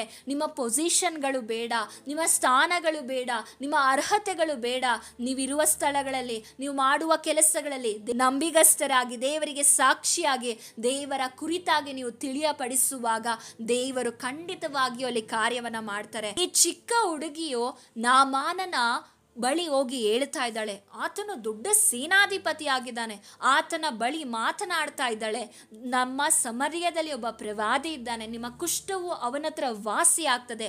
ಇದನ್ನ ಕೇಳಿದ ನಾಮಾನನು ಕೂಡ ಅದನ್ನ ಸ್ವೀಕರಿಸ್ತಾನೆ. ಆಕೆಯ ಒಂದು ಸಜೆಷನ್ ಅನ್ನ, ಸಲಹೆಯನ್ನ ಸ್ವೀಕರಿಸ್ತಾನೆ. ಎಂದು ನಮಗೆ ಸುವಾರ್ತೆ ಹೇಳಲಿಕ್ಕೆ ಕಷ್ಟಕರವಾಗಿದೆ. ಈ ಸುವಾರ್ತೆನ ಹೇಳಿದ್ರೆ ಎಲ್ಲಿ ನನ್ನ ಸ್ನೇಹಿತರು ದೂರವಾಗ್ತಾರೋ, ಎಲ್ಲಿ ನನ್ನ ಒಂದು ಸ್ಥಾನ ಕಡಿಮೆ ಆಗ್ತದೋ, ಎಲ್ಲಿ ಜನರು ನನ್ನನ್ನು ಅವಮಾನ ಪಡಿಸ್ತಾರೋ, ಎಲ್ಲಿ ನನ್ನನ್ನು ಕೀಳಾಗಿ ನೋಡ್ತಾರೋ ಎಂದು ಇಂದು ಅನೇಕರು ದೇವರ ಕುರಿತಾಗಿ ಸುವಾರ್ತೆನ ಹೇಳೋದಿಲ್ಲ, ದೇವರ ಕುರಿತಾಗಿ ಹೇಳೋದೇ ಇಲ್ಲ. ಈಕೆಯು ನಾಮಾನನ ಕುಷ್ಠವನ್ನ ನೋಡಿ ಸತ್ಯ ದೇವರ ಕುರಿತಾಗಿ ತಿಳಿಯಪಡಿಸ್ತಾ ಇದ್ದಾಳೆ. ಹಾಗೆ ಈ ಕುಷ್ಠವು ಏನನ್ನ ಸೂಚಿಸಲ್ಪಡ್ತದೆ ಅಂದ್ರೆ ಪಾಪವನ್ನ ಸೂಚಿಸಲ್ಪಡ್ತದೆ. ನಮ್ಮ ಸುತ್ತಮುತ್ತಲು ಅನೇಕರು ಈ ಕುಷ್ಠದಂತಹ ಪಾಪದಲ್ಲಿ ಜೀವಿಸ್ತಾ ಇದ್ದಾರೆ. ಆದ್ರೆ ನಾವು ಅದನ್ನ ನೋಡಿದರೂ ಸಹ ಸತ್ಯ ದೇವರ ಕುರಿತಾಗಿ ತಿಳಿಸದೆ ನೋಡದವರ ಹಾಗೆ ನಾವು ಜೀವಿಸ್ತಾ ಇದ್ದೇವೆ. ಯಾಕೆಂದ್ರೆ ನಮಗೆ ರಿಸ್ಕ್ ತಗೊಳ್ಳುವಂತಹ ಟೆನ್ಷನ್ ಬೇಡ. ನಾವ್ ಯಾಕೆ ರಿಸ್ಕ್ ತಗೊಳ್ಬೇಕಂತ ಅನೇಕರು ಇವತ್ತು ಸೇಫ್ ಆಗಿ ಅವರ ಜೀವಿತದಲ್ಲಿ ನಡೆದುಕೊಳ್ತಾ ಇದ್ದಾರೆ. ನೀವು ಹೀಗೆ ಸೇಫ್ ಆಗಿ ನಡೆದುಕೊಳ್ತಾ ಇದ್ರೆ ನೀವು ದೇವರ ಮುಂದೆ ಖಂಡಿತವಾಗಿಯೂ ನೀವು ಲೆಕ್ಕವನ್ನು ಒಪ್ಪಿಸಬೇಕಾಗ್ತದೆ. ಈ ಲೋಕದ ಒಂದು ನ್ಯಾಯ ವಿಚಾರಣೆಗೋಸ್ಕರವಾಗಿ ಹೆದರಿ ನೀವು ಇಂದು ದೇವರ ಕುರಿತಾಗಿ ಇನ್ನೊಬ್ಬರಿಗೆ ತಿಳಿಸದೇ ಇದ್ದರೆ ಪರಲೋಕದ ದೇವರು ನ್ಯಾಯಸ್ಥಾನದಲ್ಲಿ ಕೂರುವಾಗ ಆತನು ನಿಮ್ಮನ್ನು ವಿಚಾರಿಸುವಾಗ ನೀವು ಖಂಡಿತವಾಗಿಯೂ ಆತನಿಗೆ ಲೆಕ್ಕ ಒಪ್ಪಿಸಬೇಕಾಗ್ತದೆ. ಸಹೋದರ ಸಹೋದರಿಯರೇ, ನಾವು ಮಾಡುವ ಕೆಲಸಗಳಲ್ಲಿ, ನಮ್ಮ ಸ್ಥಳಗಳಲ್ಲಿ ನಾವು ಸುವಾರ್ತೆ ಹೇಳಬೇಕು. ಯಾಕೆಂದರೆ ಅದು ನಮ್ಮ ಕರ್ತವ್ಯವಾಗಿದೆ, ನಮ್ಮ ಜವಾಬ್ದಾರಿ ಆಗಿದೆ. ಇಲ್ಲಿ ನಾಮಾನನಿಗೆ ಈ ಹುಡುಗಿ ಧೈರ್ಯ ಮಾಡಿ ಹೇಳ್ತಾ ಇದ್ದಾಳೆ. ಅವನು ಕೇಳ್ತಾನೋ ಬಿಡ್ತಾನೋ ಸೆಕೆಂಡ್ರಿ, ಆದರೆ ಆಕೆಯ ಧೈರ್ಯವನ್ನ ನೋಡ್ರಿ. ಚಿಕ್ಕ ಹುಡುಗಿ, ನಮಗೆ ಇವತ್ತು ಸ್ಥಾನಗಳು ಬೇಕು, ನಾನಿನ್ನು ಚಿಕ್ಕವನು, ನಾನು ಸ್ವಲ್ಪ ದಿನಗಳ ಕಾಲ ಕೆಲಸ ಮಾಡ್ತೇನೆ, ನಂತರ ಸೇವೆಗೆ ಬರ್ತೇನೆ, ನಂತರ ಸುವಾರ್ತೆ ಸಾರ್ತೇನೆ. ನೀವು ಇರುವಂಥ ಕೆಲಸವನ್ನ ಬಿಟ್ಟು ನೀವು ಸೇವೆ ಮಾಡುವ ಅವಶ್ಯಕತೆ ಇಲ್ಲ. ನೀವು ಇರುವ ಕೆಲಸದಲ್ಲೇ ದೇವರ ಕುರಿತಾಗಿ ನೀವು ತಿಳಿಯಪಡಿಸಬಹುದು. ಅನೇಕರು ಇದನ್ನ ತಪ್ಪಾಗಿ ಅರ್ಥ ಮಾಡಿಕೊಂಡಿದ್ದಾರೆ. ಎಷ್ಟೋ ಜನ ಇವತ್ತು ಕೆಲಸಗಳನ್ನ ಮಾಡಿಕೊಂಡು ಸೇವೆನ ಮಾಡ್ತಾ ಇದ್ದಾರೆ, ಅವರು ಕೆಲಸಗಳನ್ನ ಬಿಟ್ಟು ಸೇವೆನ ಮಾಡ್ತಾ ಇರಲಿಲ್ಲ. ಅಪೊಸ್ತಲನಾದ ಪೌಲನು ಸಹ ತಾನು ದುಡಿದು ತನ್ನ ಅವಶ್ಯಕತೆಯನ್ನು ತೀರಿಸಿಕೊಂಡು ಸೇವೆನ ಮಾಡುತ್ತಾ ಹಾಗೆ ಇನ್ನೊಬ್ಬರ ಅವಶ್ಯಕತೆಯನ್ನು ಕೂಡ ಪೂರೈಸಲ್ಪಡುವುದನ್ನು ನಾವು ಸತ್ಯವೇದದಲ್ಲಿ ಕಾಣಲ್ಪಡ್ತೇವೆ. ಹಾಗೆ ಪೂರ್ಣಾವಧಿ ಸೇವೆಗೂ ಕೆಲವರನ್ನ ದೇವರು ಕರೀತಾರೆ, ಆದರೆ ಎಲ್ಲರನ್ನೂ ಪೂರ್ಣಾವಧಿ ಸೇವೆಗೆ ಕರೀತಾರೆ ಅನ್ನೋದು ಅದು ತಪ್ಪಾಗದ ಕಾರ್ಯವಾಗಿದೆ. ದೇವರು ಪ್ರತಿಯೊಬ್ಬನಿಗೂ ಎಲ್ಲರಿಗೂ ಅವರದ್ದೇ ಆದಂಥ ಒಂದು ಜವಾಬ್ದಾರಿಗಳಿದೆ. ಆ ಜವಾಬ್ದಾರಿಗಳನ್ನು ನಾವು ಸರಿಯಾಗಿ ಪ್ರಯಾಸಪಟ್ಟು ಆಸಕ್ತಿಯಿಂದ ಮಾಡುವಾಗ ಮಾತ್ರವೇ ನಮ್ಮ ಜೀವಿತದಲ್ಲಿ ಆ ಪ್ರಯಾಸಕ್ಕೆ ತಕ್ಕ ಪ್ರತಿಫಲವನ್ನು ಕಂಡುಕೊಳ್ಳಲಿಕ್ಕೆ ಸಾಧ್ಯವಾಗ್ತದೆ. ಇನ್ನು ಕೆಲವರು ಹೇಳ್ತಾರೆ, ನಾವು ಯಾಕೆ ದೇವರಲ್ಲಿ ಪ್ರಯಾಸ ಪಡಬೇಕು, ಕಷ್ಟಪಡಬೇಕು? ಯೇಸು ಕ್ರಿಸ್ತನೇ ಎಲ್ಲ ಕಲ್ವಾರಿ ಶಿಲುಬೆಯಲ್ಲಿ ನಮಗೋಸ್ಕರ ಪ್ರತಿಯೊಂದನ್ನು ಮಾಡಿದ್ದಾನೆ. ನಾವು ಕಷ್ಟಪಡುವಂಥ ಅವಶ್ಯಕತೆ ಇಲ್ಲ, ನಾವು ಚಿಂತೆ ಮಾಡುವಂಥ ಅವಶ್ಯಕತೆ ಇಲ್ಲ, ಆತನು ಎಲ್ಲವನ್ನ ಮುಗಿಸಿದ್ದಾನೆ ಎಂದು ಹೇಳಿ ಇವತ್ತು ಎಷ್ಟೋ ಜನ ಪ್ರಯತ್ನನೇ ಪಡೋದಿಲ್ಲ, ಪ್ರಾರ್ಥನೆನೇ ಮಾಡೋದಿಲ್ಲ. ಪ್ರಾರ್ಥನೆ ಮಾಡಿರಿ ಅಂದರೆ ಭಾನುವಾರನೇ ಪ್ರಾರ್ಥನೆ ಮಾಡಿದ್ವಲ್ಲ, ಸೇವಕರು ಪ್ರಾರ್ಥನೆ ಮಾಡ್ತಾರಲ್ಲ, ಭಾನುವಾರನೇ ದೇವರ ಸಮ್ಮುಖದಲ್ಲಿ ಆರಾಧನೆಯನ್ನು ಮಾಡಿದ್ವಲ್ಲ, ಮತ್ತೆ ಯಾಕೆ ಬೇಕು? ದೇವರಿಗಾಗಿ ಪ್ರಯಾಸ ಪಡ್ರಿ ಅಂದರೆ ಯೇಸು ಸ್ವಾಮಿ ನಮಗೋಸ್ಕರ ಪ್ರಯಾಸ ಪಟ್ಟಿದ್ದಾರಲ್ಲ, ನಾವ್ಯಾಕೆ ಪ್ರಯಾಸ ಪಡಬೇಕು ಅಂತ ಅನೇಕರು ಕೇಳ್ತಾರೆ. ಯೇಸು ಸ್ವಾಮಿ ಎಲ್ಲೂ ಹೇಳಿಲ್ಲ ನಿಮಗೆ ಕಷ್ಟ ಇರೋದಿಲ್ಲ, ನಿಮಗೆ ಹೋರಾಟ ಇರೋದಿಲ್ಲ ಅಂತ. ದೇವ್ರ ವಾಕ್ಯ ಹೇಳ್ತದೆ, ಈ ಲೋಕದಲ್ಲಿ ಸಂಕಟ ಉಂಟು, ಪ್ರಯಾಸ ಉಂಟು, ಆದರೆ ಹೆದರಬೇಡಿ, ಲೋಕವನ್ನು ಜಯಿಸಿದಂಥ ಯೇಸು ಕ್ರಿಸ್ತನು ನಿಮ್ಮ ಸಂಗಡ ಇದ್ದಾನೆ ಎಂದು ವಾಕ್ಯ ಹೇಳ್ತದೆ. ಹಾಗಾದರೆ ನಾವು ಇವತ್ತು ಯಾವುದಕ್ಕೋಸ್ಕರ ಮತ್ತೆ ಪ್ರಯಾಸ ಪಡಬೇಕೆಂದರೆ ನಮ್ಮ ರಕ್ಷಣೆಗೋಸ್ಕರ ನಾವು ಪ್ರಯಾಸ ಪಡಬೇಕು. ಹೌದು, ರಕ್ಷಣೆ ಎಂಬುದು ದೇವರ ಕೃಪೆಯಿಂದ ನಮಗೆ ದೊರೆಯಲ್ಪಟ್ಟಿದೆ. ಆದರೆ ಆ ಕೃಪೆಯನ್ನು ನಾವೇನು ಮಾಡಬೇಕಂದ್ರೆ ಪ್ರತಿದಿನ ನಮ್ಮ ಜೀವಿತದಲ್ಲಿ ನಾವು ಅದಕ್ಕಾಗಿ ಪ್ರಯಾಸ ಪಡಬೇಕು. ಕಷ್ಟಪಡದೆ ಯಾವುದೂ ನಮಗೆ ಸಿಗೋದಿಲ್ಲ. ದೇವರು ರಕ್ಷಣೆನ ಉಚಿತವಾಗಿ ನಮಗೆ ನಾವೇನೋ ಕಷ್ಟಪಡದೆ ನಮಗೆ ಕೊಟ್ಟಿದ್ದಾರೆ. ಆದರೆ ನೀವು ಕೊಟ್ಟಿರುವಂಥ ರಕ್ಷಣೆಯನ್ನು ನೀವು ಅದರಲ್ಲಿ ಉಳಿಸಿಕೊಳ್ಳದೆ ಇದ್ದರೆ, ನೀವು ಪ್ರಯತ್ನ ಮಾಡದೇ ಇದ್ದರೆ ಆ ರಕ್ಷಣೆಯನ್ನು ನೀವು ಕಂಡುಕೊಳ್ಳಲಿಕ್ಕೆ ಅಥವಾ ಅದನ್ನು ಕಾಯ್ದುಕೊಳ್ಳಲಿಕ್ಕೆ ಸಾಧ್ಯವಾಗೋದಿಲ್ಲ. ಕಡೆಯವರೆಗೂ ತಾಳಿಕೊಳ್ಳುವವನು ರಕ್ಷಣೆ ಹೊಂದುವನು ಎಂದು ದೇವರ ವಾಕ್ಯ ಹೇಳ್ತದೆ. ನಾವಿವತ್ತು ರಕ್ಷಣೆ ಹೊಂದಿದ್ದೇವೆ ಅಂದರೆ ಪ್ರತಿನಿತ್ಯವೂ ನಾವೇನು ಮಾಡಬೇಕು? ದೇವರಲ್ಲಿ ಸಹವಾಸ ಇಟ್ಟುಕೊಳ್ಬೇಕು, ಪ್ರಾರ್ಥನೆ ಮಾಡಬೇಕು. ಎಷ್ಟೇ ಕಷ್ಟ ಬಂದರೂ ಸಹ ಆತನ ವಚನದಲ್ಲಿ ನಿಲ್ಲಬೇಕು, ಆತನಿಗೋಸ್ಕರ ಜೀವಿಸಬೇಕು, ಆತನ ವಾಗ್ದಾನಗಳನ್ನು ಹಿಡಿದು ಆತನ ಮಾತುಗಳಿಗೆ ವಿಧೇಯತೆಯನ್ನು ತೋರಿಸಿ ನಾವು ಜೀವಿಸುವವರಾಗಬೇಕು. ಎಷ್ಟು ಜನ ಇವತ್ತು ನೀವು ನಿಮ್ಮ ರಕ್ಷಣೆಗೋಸ್ಕರ ಪ್ರಯಾಸವನ್ನು ಪಡ್ತಾ ಇದ್ದೀರಾ? ಕೆಲವರಿಗೆ ನೀವು ಹೊಸದಾಗಿ ಹುಟ್ಟಿದ್ದೀರಾ ಅಂತ ಕೇಳುವಾಗ, ನಾನು ಯಾಕೆ ಹೊಸದಾಗಿ ಹುಟ್ಟಬೇಕು, ನಾನು ಯಾಕೆ ರಕ್ಷಣೆಯನ್ನು ಹೊಂದಬೇಕು? ಯಾಕೆಂದ್ರೆ ನಾನು ಚಿಕ್ಕ ವಯಸ್ಸಿನಿಂದ ಕ್ರಿಶ್ಚಿಯನ್ ಫ್ಯಾಮಿಲಿಯಲ್ಲೇ ಬೆಳೆದಿದ್ದೇನೆ, ಹುಟ್ಟಿನಿಂದಲೂ ನಾನು ಕ್ರೈಸ್ತನೇ ಆಗಿದ್ದೇನೆ ಎಂದು ಹೇಳುವುದಾದ್ರೆ ಖಂಡಿತವಾಗಿಯೂ ನೀವು ರಕ್ಷಣೆ ಹೊಂದಿಲ್ಲ. ನೀವು ಖಂಡಿತವಾಗಿಯೂ ಹೊಸದಾಗಿ ಹುಟ್ಟಿಲ್ಲ. ಕೆಲವೊಂದು ಕುಟುಂಬಗಳು ಹೇಗಿರ್ತದೆ ಅಂದ್ರೆ, ಮಗನು ಒಂದು ಸಭೆಗೆ ಹೋಗ್ತಾರೆ, ಮಗಳು ಒಂದು ಸಭೆಗೆ ಹೋಗ್ತಾರೆ, ಹೆಂಡತಿ ಬೇರೆ ಸಭೆ, ಹೀಗೆ ಡಿಫ್ರೆಂಟ್ ಆಗಿರುವಂತಹ ಚರ್ಚ್ಗಳಿಗೆ ಹೋಗ್ತಾರೆ ಮತ್ತು ಅವರ ಒಂದು ವಿಶ್ವಾಸ ಜೀವಿತವೂ ಕೂಡ ವ್ಯತ್ಯಾಸವಾಗಿರ್ತದೆ. ಹಾಗೆ 4 ಜನನು 4 ಥರದ ಸಭೆಗಳಿಗೆ ಹೋಗಿ ಬಂದು ಅಲ್ಲಿರುವಂತಹ ಕಾರ್ಯಗಳನ್ನು, ಅಲ್ಲಿರುವಂಥ ಮ್ಯೂಸಿಕ್ಗಳ ಕುರಿತಾಗಿ ಮಾತನಾಡ್ತಾರೆ ಹೊರತು ದೇವರ ಕುರಿತಾಗಿ ಮಾತನಾಡುವುದಿಲ್ಲ. ನಾವು ನಮ್ಮ ರಕ್ಷಣೆಯಲ್ಲಿ ದೇವರ ಕುರಿತಾಗಿ ಮಾತನಾಡಬೇಕು, ಒಬ್ಬರನ್ನೊಬ್ಬರು ದೇವರ ಮಾತುಗಳನ್ನು ಹೇಳಿ ಎನ್ಕರೇಜ್ ಮಾಡಬೇಕೇ ಹೊರತು ಬೇರೆ ಕಾರ್ಯಗಳನ್ನು ಹೇಳಿ ನಮ್ಮ ಸಮಯವನ್ನು, ನಮ್ಮ ಒಂದು ಜೀವಿತವನ್ನು ನಾವು ವ್ಯರ್ಥ ಮಾಡಿಕೊಳ್ಳಬಾರ್ದು. ನಮ್ಮ ನಾಲಿಗೆಯನ್ನು ಪಾಪದಲ್ಲಿ ನಾವು ಸಿಕ್ಕಿಸಿ ಬಿಡಬಾರ್ದು. ಯಾಕೆಂದರೆ ಬ್ಯಾಕ್ ಬೈಟಿಂಗ್ ಟಂಗ್, ನಾವು ಏನು ಕಲಿತಿದ್ದೇವೆ ನಾಲಿಗೆ ವಿಷಯವಾಗಿ ಇನ್ನೊಬ್ಬರ ಕುರಿತಾಗಿ ನಾವು ಹಿಂದೆ ಮಾತನಾಡುವಂಥದ್ದು ಸಹ ಅದು ಪಾಪವಾದ ಕಾರ್ಯವಾಗಿದೆ. ಕೆಲವರು ರಕ್ಷಣೆ ಹೊಂದಿದಂತಹ ಆರಂಭದಲ್ಲಿ ಬಹಳವಾಗಿ ಆಕ್ಟಿವ್ ಆಗಿರ್ತಾರೆ, ಪ್ರಾರ್ಥಿಸುವುದರಲ್ಲಿ, ಆರಾಧಿಸುವುದರಲ್ಲಿ, ಸಭೆಯ ಎಲ್ಲ ವಿಷಯಗಳಲ್ಲಿ ತುಂಬ ಕಾಳಜಿ ವಹಿಸಿಕೊಂಡು ಮಾಡುವಂಥವರಾಗಿರ್ತಾರೆ. ಆದರೆ ಕಾಲಕ್ರಮೇಣ ಅವರ ಆಸಕ್ತಿ ಏನಾಗ್ತಾ ಇರ್ತದೆ ಅಂದರೆ ಕಡಿಮೆ ಆಗ್ತಾ ಇರ್ತದೆ. ಇವತ್ತು ನಿಮ್ಮ ಆಸಕ್ತಿ ಕಡಿಮೆ ಆಗ್ತಾ ಇದೆಯಾ? ನೀವು ಮೊದಲನೇದಾಗಿ ನೀವು ರಕ್ಷಣೆಯನ್ನು ಹೊಂದಿದ್ದೀರಾ? ರಕ್ಷಣೆ ಎಂಬುದು ಏನೆಂದರೆ, ಒಬ್ಬ ಮನುಷ್ಯನು ಪಾಪದ ಪಾಲಿಗೆ ಸತ್ತವನಾಗಿ ಕ್ರಿಸ್ತನಲ್ಲಿ ಮತ್ತೆ ಹೊಸದಾಗಿ ಹುಟ್ಟುತ್ತಾನಲ್ಲ, ಅದೇ ರಕ್ಷಣೆ ಆಗಿದೆ. ಇವತ್ತು ಅನೇಕರು ನೀವು ಮತ್ತೆ ಅದೇ ಪಾಪಗಳಲ್ಲಿ ಇರುವುದಾದರೆ ನಿಮ್ಮಲ್ಲಿ ರಕ್ಷಣೆ ಇಲ್ಲ. ನೀವು ಪಾಪದ ಪಾಲಿಗೆ ಸತ್ತವರಾಗಿ ನೀವು ಇನ್ನು ನಿಮ್ಮ ಜೀವಿತದಲ್ಲಿ ಕ್ರಿಸ್ತನನ್ನು ಅನುಸರಿಸಿ ಕ್ರಿಸ್ತನಿಗಾಗಿ ಜೀವಿಸುವುದಾದರೆ ನೀವು ರಕ್ಷಣೆನ ಹೊಂದಿದ್ದೀರಾ. ಇಲ್ಲಿಗೆ ಮಾತ್ರ ಸಾಕಾಗೋದಿಲ್ಲ. ಕ್ರಿಸ್ತನನ್ನ ಸ್ವಂತ ರಕ್ಷಕನಾಗಿ ಅಂಗೀಕರಿಸಿಕೊಂಡು ದೀಕ್ಷಾಸ್ನಾನ ತೆಗೆದುಕೊಂಡು ಪಾಪದ ಪಾಲಿಗೆ ಸತ್ತವರಾದ ನೀವು ಅದರಲ್ಲಿ ನೀವು ಪ್ರತಿದಿನ ನಡೆಯುವವರಾಗಬೇಕು. ಎಷ್ಟೋ ಜನ ನಡೆಯೋದಿಲ್ಲ, ಈ ಕಾರ್ಯಗಳನ್ನು ಮಾಡ್ತಾರೆ ಆದರೆ ನಡೆಯೋದಿಲ್ಲ. ನಡೆದೇ ಇದ್ದಾಗ ನೀವು ದೇವರೊಟ್ಟಿಗೆ ಸಂಬಂಧವನ್ನು ಇಟ್ಟುಕೊಳ್ಳಿಕ್ಕೆ ಸಾಧ್ಯ ಆಗೋದಿಲ್ಲ. ನೀವು ಪಾಪದ ಜೀವಿತದಲ್ಲಿ ಮತ್ತೆ ಹೋಗಿ ಆ ಪಾಪದಲ್ಲಿ ನೀವು ಮತ್ತೆ ನಾಶವಾಗುವಂಥ ಚಾನ್ಸಸ್ ಇರ್ತದೆ. ಆದ ಕಾರಣ ನೀವು ನಡೆಯುವವರಾಗಬೇಕು. ಗಲಾತ್ಯದವರಿಗೆ ಬರೆದ ಪತ್ರಿಕೆ 3ನೇ ಅಧ್ಯಾಯ 3ನೇ ವಚನ ಹೀಗೆ ಹೇಳ್ತದೆ, ದೇವರಾತ್ಮಾನುಸಾರವಾಗಿ ಪ್ರಾರಂಭಿಸಿ ಈಗ ಬಹಿಚಾರಗಳಿಂದ ಸಿದ್ಧಿಗೆ ಬರಬೇಕೆಂದಿದ್ದೀರಾ. ದೇವರ ಆತ್ಮನಿಂದ ನೀವು ಪ್ರಾರಂಭಿಸಿ ಈಗ ಕೆಟ್ಟದಾದಂತಹ ಬಾಹಿರಾಚಾರಗಳಿಂದ ನೀವು ಸಿದ್ಧಿಗೆ ಬರಬೇಕೆಂದಿದ್ದೀರಾ. ಕೆಟ್ಟತನದಿಂದ ನೀವು ದೇವರಾತ್ಮನಿಂದ ಈಗ ಪ್ರಾರಂಭಿಸಿದ್ದೀರಾ. ನಿಮ್ಮ ಗುಣಗಳನ್ನು ಅನೇಕರು ನೋಡುವಾಗ ನಿಮ್ಮಲ್ಲಿ ಬದಲಾವಣೆಗಳು, ನಿಮ್ಮಲ್ಲಿ ಕ್ರಿಸ್ತನ ಕಾರ್ಯಗಳು ಕಾಣಲ್ಪಡ್ತದೆ. ಆದರೆ ಕಾಲಕ್ರಮೇಣ ನಿಮ್ಮ ಆಸಕ್ತಿ ಕಡಿಮೆ ಆಗುವುದಾದರೆ ಖಂಡಿತವಾಗಿಯೂ ನೀವು ಯಾವುದರಿಂದ ಸಿದ್ಧಿಗೆ ಬರ್ತೀರಾ ಅಂದರೆ ಪಾಪಗಳಿಂದ ನಾವು ಸಿದ್ಧಿಗೆ ಬರಬೇಕಾಗ್ತದೆ. ಆದ ಕಾರಣ ನಾವು ಎಚ್ಚರಿಕೆ ಆಗಿರಬೇಕು. ಅದಕ್ಕೆ ದೇವರ ವಾಕ್ಯ ಹೇಳ್ತದೆ, ಜಯಶಾಲಿಗೆ ಹೀಗೆ ಶುಭ ವಸ್ತ್ರಗಳನ್ನು ಹೊದಿಸುವರು, ಜೀವ ಬಾಧ್ಯರ ಪಟ್ಟಿಯಿಂದ ಅವರ ಹೆಸರನ್ನು ನಾನು ಅಳಿಸಿ ಬಿಡದೆ ಅವನು ನನ್ನವನೆಂದು ನನ್ನ ತಂದೆಯ ಮುಂದೆಯೂ ದೇವದೂತರ ಮುಂದೆಯೂ ಒಪ್ಪುವೆನು. ಯಾರನ್ನು ಒಪ್ಪುತ್ತಾರೆ ಅಂದರೆ ಜಯವನ್ನು ಹೊಂದುವವರನ್ನ. ಯಾವುದರ ವಿಷಯದಲ್ಲಿ ನಾವು ಜಯ ಹೊಂದಬೇಕಂದ್ರೆ ಗಲಾತ್ಯದವರಿಗೆ ಬರೆದ ಪತ್ರಿಕೆ 5ನೇ ಅಧ್ಯಾಯ 17ನೇ ವಚನದಲ್ಲಿ ನಾವು ಕಾಣಲ್ಪಡ್ತೇವೆ. ಯಾಕೆಂದರೆ ಶರೀರ ಭಾವವು ಅಭಿಲಾಷಿಸುವುದು ಆತ್ಮನಿಗೆ ವಿರುದ್ಧವಾಗಿದೆ, ಆತ್ಮನು ಅಭಿಲಾಷಿಸುವುದು ಶರೀರ ಭಾವಕ್ಕೆ ವಿರುದ್ಧವಾಗಿದೆ. ನೀವು ಮಾಡಲಿಚ್ಛಿಸುವುದನ್ನು ಮಾಡದಂತೆ ಇವು ಒಂದಕ್ಕೊಂದು ಹೋರಾಡುತ್ತವೆ. ಈ ಹೋರಾಟ ಇದೆ, ನಮ್ಮ ಆತ್ಮಕ್ಕೂ ನಮ್ಮ ಶರೀರಕ್ಕೂ ಹೋರಾಟ ಇದೆ. ಈ ಶರೀರ ಈ ಲೋಕದ ಇಚ್ಛೆಗಳನ್ನು, ಈ ಲೋಕದ ಕಾರ್ಯವನ್ನು ಆಸೆ ಪಡ್ತದೆ. ಯಾಕೆಂದರೆ ಈ ಶರೀರ ಮಾಡಲ್ಪಟ್ಟಿದ್ದು ಮಣ್ಣಿನಿಂದ. ಸೊ ಈ ಶರೀರ ಮಾಡಲ್ಪಟ್ಟಿರುವುದು ಮಣ್ಣಿನಿಂದ ಆಗಿರುವ ಕಾರಣ ಈ ಶರೀರವು ಮಣ್ಣಿನ ಆಸೆಗಳನ್ನು, ಮಣ್ಣಿನ ಕಾರ್ಯವನ್ನು, ಈ ಲೋಕದ ಕಾರ್ಯಗಳನ್ನು ಆಸೆ ಪಡ್ತದೆ. ಆದರೆ ಆತ್ಮವು ಮಣ್ಣಿನಿಂದ ಬಂದಿದ್ದಲ್ಲ, ಆತ್ಮವು ಎಲ್ಲಿಂದ ಬಂದಿದ್ದಂದರೆ ಅದು ದೇವರದ್ದಾಗಿದೆ. ಈ ಆತ್ಮವು ಯಾವುದನ್ನು ಅಭಿಲಾಷಿಸ್ತದೆ ಅಂದರೆ ದೇವರನ್ನು ಅಭಿಲಾಷಿಸ್ತದೆ. ಅನೇಕ ಸಲ ನಿಮಗೆ ಅನಿಸಿರ್ಬೋದು, ಪ್ರಾರ್ಥನೆ ಮಾಡಬೇಕಂತ ಅಂದುಕೊಂಡಿರ್ತೀರ, ಆದರೆ ನಿಮ್ಮ ಶರೀರವು ನಿಮ್ಮ ಪ್ರಾರ್ಥನಾ ಜೀವಿತಕ್ಕೆ ವಿರುದ್ಧವಾಗಿ ಹೋರಾಡಿ ನೀವು ಪ್ರಾರ್ಥನೆ ಮಾಡದಂತೆ ಅನೇಕ ಸಮಯ ನೀವು ಪ್ರಾರ್ಥನೆ ಮಾಡದಂತೆ ತಡೆದಿರಬಹುದು. ವಾಕ್ಯ ಓದಬೇಕಂತ ನೆನೆಸ್ಕೊಂಡಿರ್ತೀರಾ, ವಾಕ್ಯ ಓದಬೇಕಂತ ನಿಮ್ಮಲ್ಲಿ ಮನಸ್ಸಿನಲ್ಲಿ ನಿಮಗೆ ಆಸಕ್ತಿ ಉಂಟಾಗ್ತಾ ಇರ್ತದೆ, ನಿಮ್ಮ ಆತ್ಮವು ನಿಮ್ಮನ್ನು ಪ್ರೇರೇಪಿಸಲ್ಪಡ್ತಾ ಇರ್ತದೆ.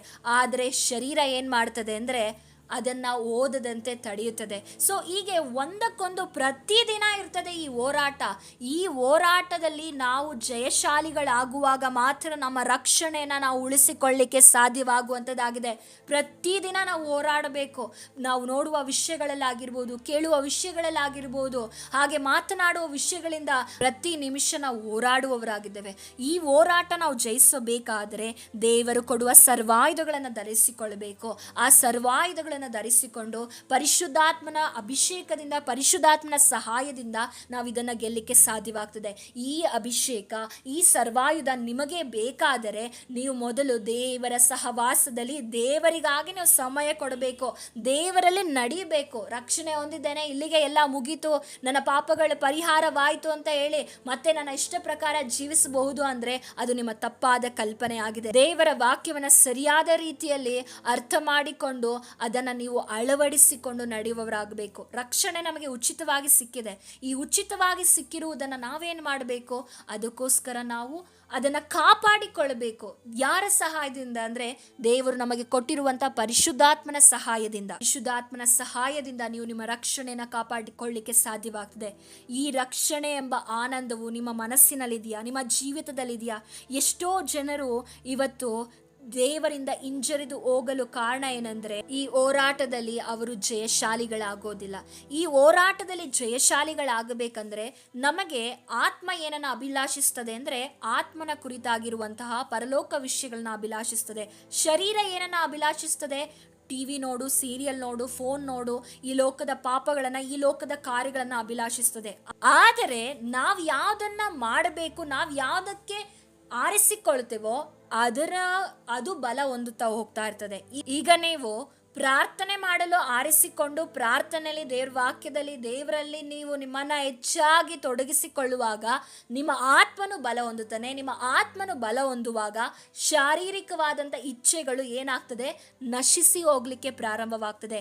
ಆದರೆ ನೀವು ಪ್ರಾರ್ಥನೆ ಮಾಡುವುದನ್ನು ಬಿಟ್ಟು, ದೇವ್ರ ವಾಕ್ಯವನ್ನು ಓದುವುದನ್ನು ಬಿಟ್ಟು ಲೋಕದ ಕಾರ್ಯಗಳನ್ನು ನಿಮ್ಮ ಶರೀರವು ಇಚ್ಛಿಸ್ತದೆ ಅಂತ ಹೇಳಿ ನೀವು ಅದಕ್ಕೆ ಅವಕಾಶ ಕೊಟ್ಟು ಅದನ್ನು ನೀವು ಆರಿಸಿಕೊಳ್ಳುವುದಾದರೆ ನಿಮ್ಮ ಆತ್ಮ ಏನಾಗ್ತಾನೆ? ವೀಕ್ ಆಗ್ತಾ ಬರ್ತಾನೆ. ನಿಮ್ಮ ಶಾರೀರಿಕವಾದಂತಹ ಇಚ್ಛೆಗಳು ಹೆಚ್ಚಾಗಿ ಪಾಪವು ನಿಮ್ಮಲ್ಲಿ ಬಂದು ನಿಮ್ಮ ಜೀವಿತದಲ್ಲಿ ಸಾವನ್ನ ಉಂಟು ಮಾಡ್ತದೆ. ಆದ ಕಾರಣ ಈ ಸಾವು ಯಾವುದಂದ್ರೆ ಶಾರೀರಿಕವಾದ ಸಾವಲ್ಲ, ಆತ್ಮಿಕವಾದ ಸಾವನ್ನ ಉಂಟು ಮಾಡ್ತದೆ. ಈ ಆತ್ಮಿಕವಾದ ಸಾವು ಹೇಗಿರ್ತದೆ ಅಂದರೆ ಮನುಷ್ಯನ ಜೀವಿತದಲ್ಲಿ ಸಮಾಧಾನ ಇರಲ್ಲ, ನೆಮ್ಮದಿ ಇರಲ್ಲ, ಒಂದು ಸಂತೋಷ ಇರಲ್ಲ. ಏನನ್ನ ನೋಡಿದ್ರೂ ಆತನ ಜೀವಿತದಲ್ಲಿ ನಿರಾಶೆಗೊಳಗಾಗಿರ್ತಾನೆ. ಆತನ ಜೀವಿತದಲ್ಲಿ ನಾನು ಯಾಕೆ ಬದುಕಿದ್ದೇನೆ ಎಂಬ ಒಂದು ಪ್ರಶ್ನೆ ಉಂಟಾಗ್ತದೆ. ಆದ ಕಾರಣ ನಾವು ನಮ್ಮ ಜೀವಿತದಲ್ಲಿ ದೇವರಿಗಾಗಿ ಆ ರಕ್ಷಣಾ ಆನಂದವನ್ನು ನಾವು ಯಾವಾಗಲೂ ನಮ್ಮ ಜೀವಿತದಲ್ಲಿ ಅನುಭವಿಸಬೇಕಂದ್ರೆ ನಾವು ದೇವರಿಗೆ ಮೆಚ್ಚುವಂತ ಕಾರ್ಯ ದೇವರು ಮೆಚ್ಚುವಂತ ಕಾರ್ಯವನ್ನು ನಾವು ಮಾಡಬೇಕಂದ್ರೆ ನಾವು ನಮ್ಮ ಆತ್ಮವನ್ನ ಪುಷ್ಟಿಗೊಳಿಸಬೇಕು. ಪ್ರಾರ್ಥನೆಯ ಮೂಲಕ, ವಾಕ್ಯದ ಮೂಲಕ, ಪರಿಶುದ್ಧ ಆತ್ಮನಿಗೆ ನಮ್ಮ ಜೀವಿತವನ್ನು ಒಪ್ಪಿಸಿಕೊಟ್ಟು ವಿಧೇಯತೆ ತೋರಿಸುವುದರ ಮೂಲಕ, ದೇವರೇ ನಿನ್ನ ಚಿತ್ತವನ್ನು ಮಾಡುವ ಮನಸ್ಸು ನನಗೆ ಕೊಡು ಎಂದು ಪ್ರಾರ್ಥಿಸುವಾಗ ದೇವರು ಖಂಡಿತವಾಗಿಯೂ ಸಹಾಯ ಮಾಡುವ ಆತನಾಗಿದ್ದಾನೆ. ಎಷ್ಟೋ ಯವನಸ್ಥರು ತಮ್ಮ ರಕ್ಷಣೆಯನ್ನ ಕಳೆದುಕೊಳ್ತಾ ಇದ್ದಾರೆ. ಯಾಕಂದರೆ ಅವರ ಶಾರೀರಿಕವಾದಂಥ ಇಚ್ಛೆಗಳಿಗೋಸ್ಕರ. ದಯಮಾಡಿ ನೀವು ನಿಮ್ಮ ಮಕ್ಕಳಿಗೋಸ್ಕರ, ನಿಮ್ಮ ಕುಟುಂಬಕ್ಕೋಸ್ಕರ ನೀವು ಪ್ರಾರ್ಥನೆ ಮಾಡಬೇಕು. ಕೊನೆಯದಾಗಿ ನಿಮ್ಮಲ್ಲಿ ಒಂದು ಪ್ರಶ್ನೆ. ಇಂದು ನೀವು ಸಾಯುವುದಾದರೆ ನಿಜವಾಗಿಯೂ ದೇವರನ್ನು ನೀವು ಕಾಣಲಿಕ್ಕೆ ಸಾಧ್ಯವಾಗ್ತದ? ಇಂದು ನೀವು ಸಾಯುವುದಾದರೆ ನೀವು ಎಲ್ಲಿಗೆ ಹೋಗ್ತೀರಾ? ಇಂದು ನಿಮ್ಮ ಆತ್ಮವು ನಿಮ್ಮಿಂದ ತೆಗೆಯಲ್ಪಟ್ರೆ ನೀವು ಎಲ್ಲಿಗೆ ಹೋಗ್ತೀರಾ? ಒಮ್ಮೆ ಯೋಚನೆ ಮಾಡಿ. ನಿಮ್ಮಲ್ಲಿ ರಕ್ಷಣೆ ಇಲ್ಲದಿದ್ದರೆ, ಯೇಸು ಕ್ರಿಸ್ತನು ನಿಮ್ಮಲ್ಲಿ ಇಲ್ಲದೇ ಇದ್ದರೆ ನೀವು ಖಂಡಿತವಾಗಿಯೂ ಪರಲೋಕಕ್ಕೆ ಹೋಗಲಿಕ್ಕೆ ಸಾಧ್ಯವಿಲ್ಲ. ಆದ ಕಾರಣ ಸಹೋದರ ಸಹೋದರಿಯರೇ, ನಿಮ್ಮ ರಕ್ಷಣೆಯನ್ನು ನೀವು ಪ್ರತಿದಿನ ಏನು ಮಾಡಬೇಕು? ರಿವೈವಲ್ ಮಾಡಬೇಕು, ಉಜ್ಜೀವನ ಪಡಿಸಬೇಕು. ಯಾವಾಗಲೂ ದೇವರಲ್ಲಿ ಕನೆಕ್ಟೆಡ್ ಆಗಿರಬೇಕು. ದೇವರ ವಾಕ್ಯಗಳ ಮೂಲಕ ನಿಮ್ಮನ್ನು ಆಶೀರ್ವದಿಸಲಿ. ಪ್ರಾರ್ಥಿಸೋಣ. ಪರಿಶುದ್ಧನೂ ಅತ್ಯುನ್ನತನೂ ಆಗಿರುವ ತಂದೆಯಾದ ದೇವರೇ, ನಿಮ್ಮ ನಾಮಕ್ಕೆ ಸ್ತೋತ್ರವಾಗಲಿ. ಪರಿಶುದ್ಧ ಆತ್ಮನೇ ಸಮಯದಲ್ಲಿ ದೇವರೇ ಅಪ್ಪ ವಾಕ್ಯವನ್ನು ಕೊಟ್ಟಿದ್ದಕ್ಕಾಗಿ ಸ್ತೋತ್ರ ಸಲ್ಲಿಸ್ತೇವೆ. ಅನೇಕರು ಈ ವಾಕ್ಯವನ್ನು ಕೇಳಿ ಬದಲಾವಣೆ ಹೊಂದಲಿಕ್ಕೆ ಆಗುವಂತೆ ಕೃಪೆ ಅನುಗ್ರಹಿಸೋ. ಎಲ್ಲವನ್ನ ನಿಮ್ಮ ಕರಗಳಿಗೆ ಒಪ್ಪಿಸಿಕೊಡ್ತಾ ಯೇಸು ಕ್ರಿಸ್ತ ನಾಮದಲ್ಲಿ ಬೇಡಿ ಹೊಂದಿಕೊಳ್ತೇನೆ ತಂದೆ. Amen. Thanks for watching. God bless you.